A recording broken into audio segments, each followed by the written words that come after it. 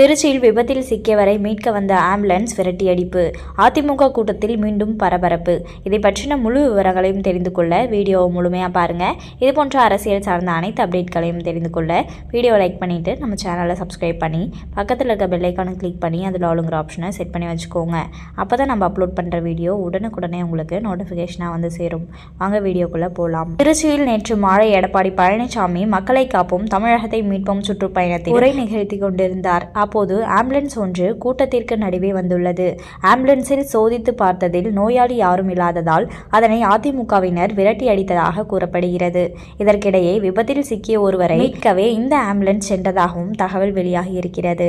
இதனால் அங்கு பரபரப்பு ஏற்பட்டுள்ளது. தமிழகத்தில் அடுத்த ஆண்டு சட்டசபை தேர்தல் நடைபெற உள்ள நிலையில் அனைத்து கட்சிகளும் தேர்தலுக்கு தயாராகி வருகின்றன. அந்த வகையில் தமிழக எதிர்க்கட்சி தலைவரும் அதிமுக பொதுச் செயலாளருமான எடப்பாடி பழனிசாமி மக்களை காப்போம் தமிழகத்தை மீட்போம் என்ற பெயரில் தமிழகம் முழுவதும் சுற்றுப்பயணம் மேற்கொண்டு வருகிறார். அந்த வகையில் நேற்று முதல் நாளை வரை 3 நாட்கள் எடப்பாடி பழனிசாமி திருச்சி மாவட்டத்தில் சுற்றுப்பயணம் மேற்கொண்டு வருகிறார்.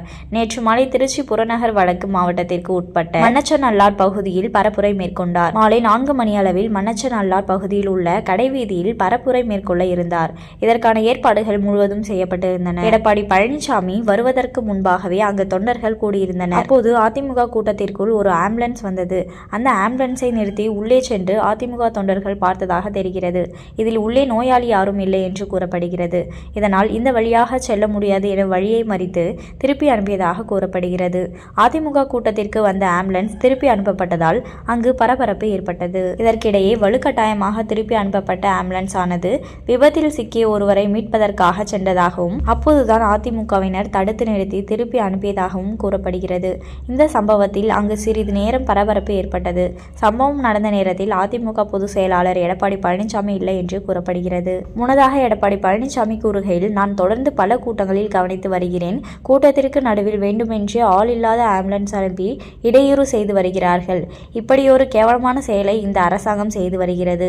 எத்தனை ஆம்புலன்ஸை விட்டாலும் எதுவும் செய்ய முடியாது. தில்லு திராணி இருந்தால் அரசியல் ரீதியாக எதிர்க்க வேண்டும். நோயாளி இல்லாமல் ஆம்புலன்ஸ் செல்கிறது. ஆம்புலன்ஸில் நோயாளி யாருமே இல்லாமல் வெறுமனே போகிறது. இதை 1-2 அல்ல 30 கூட்டத்தில் பார்த்துவிட்டேன்.